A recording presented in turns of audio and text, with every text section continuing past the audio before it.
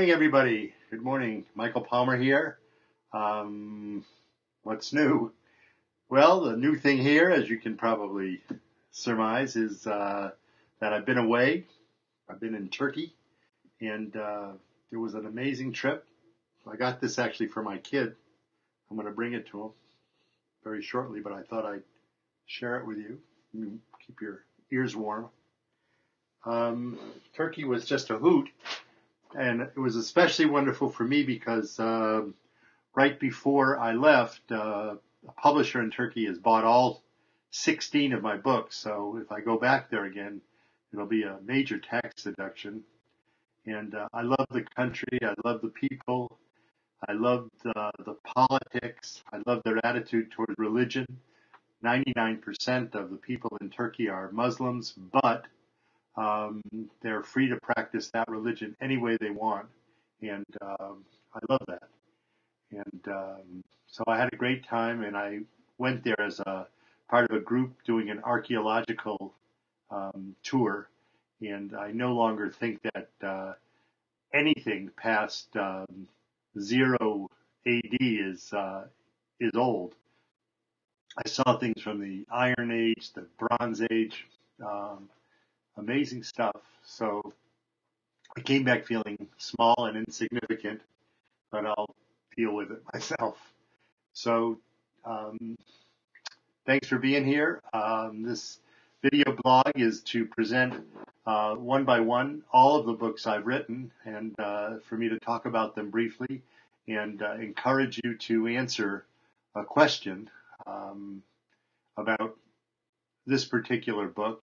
And I would like to say that the question this time is going to just deal with the name of the main character in the book and what her skill is beside being a medical student.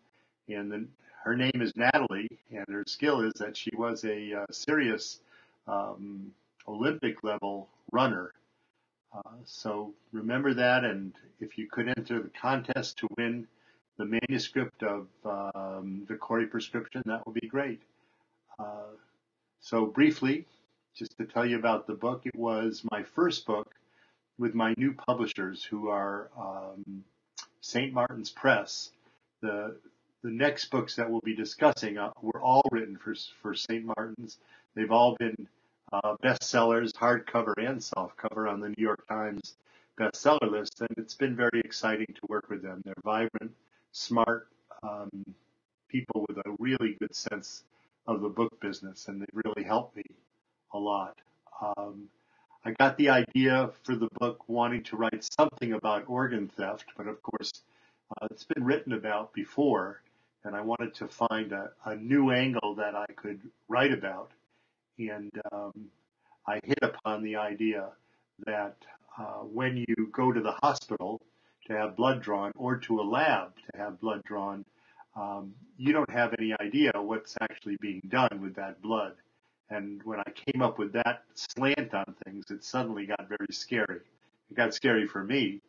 And the idea that your doctor could have ordered something that would take 4 tubes of blood, 4 vials, but the lab technician draws a 5th vial and sends that out for what the technician feels is a quality control check, but that's not what it's for. And in the book, the 5th vial, the blood goes to a special lab where you are tissue typed in great detail and logged into a computer against the day when somebody who has a need for an organ can check and find out that they're a virtual perfect match for you. And so that's what makes the book so scary. And I love the way it came out. I love the cover in the book, and I especially like Natalie as a character, who was a world-class athlete who ends up losing a lung during a trip to South America. And of course, she's no longer able to be the athlete she was. She's a medical student when the story begins, and that destroys her life. So basically, that's what's going on, and I encourage all of you to check the book out if you can from your library or from any bookstore. Um, it did very well, and certainly did better than just about any of my other books, except perhaps for the movie tie-in version of Extreme Measures. Um, let's see, what else do I want to tell you about it. I went, while I was doing research, I made an appointment and went to visit the people at the New England Organ Bank who are in charge of organ donations and stimulating people to sign up to be organ donors. And they were upset that I was going to write another organ theft book and felt that these things are scary and that my doing so bordered on being irresponsible. And I talked to them for a long time and assuaged their fears. I told them I would let them read the book before I went to press with it, and also promised them that I'd do an author's note at the end of the book around organ donation, which I did do. And it's they loved it in the end. They still wish I hadn't written it, but they really loved that I took the time to go to them and meet. So that's the book.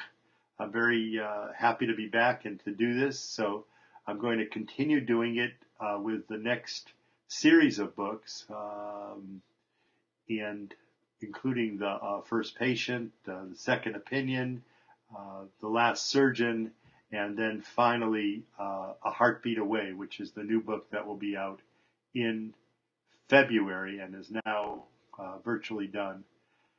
So that's it. Thank you all for joining this page. And I don't have my Turkish mug here, but I'll drink to you with a little Dunkin' Donuts coffee for today.